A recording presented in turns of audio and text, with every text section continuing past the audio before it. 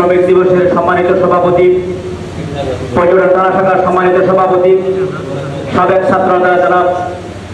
মোহাম্মদ শাহজাহান ভাই, উপস্থিত শ্রমিক কল্যাণ ফেডারেশন কক্সবাজার জেলা শাখার সংগ্রামী সভাপতি শামসুল আলম বাহাদুর ভাই, উপস্থিত পর্যটন থানা শাখার সম্মানিত শাখার সংগ্রামী সেক্রেটারিয়া আলমগীর সাহেব ভাই, বিভিন্ন ইউনিটের হোটেল ধরনের আবাসিক হোটেল, রেস্টুরেন্ট, বিভিন্ন দোকানপাট, বিভিন্ন প্রতিষ্ঠান থেকে আগত সবাইকে শুভেচ্ছা এবং সালাম জানিয়ে আমি আমার সংক্ষিপ্ত বক্তব্য শুরু করছি।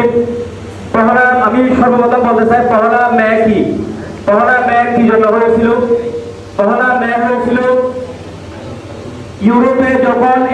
আমেরিকাতে যখন শিল্প বিপ্লব হয়েছিল, শিল্প বিপ্লব হওয়ার শুরু তাগিদে তখন ইউরোপে আমেরিকাতে শ্রমিকদেরকে দাসের মতো কাজ করে, তো দৈনিক 16 ঘন্টা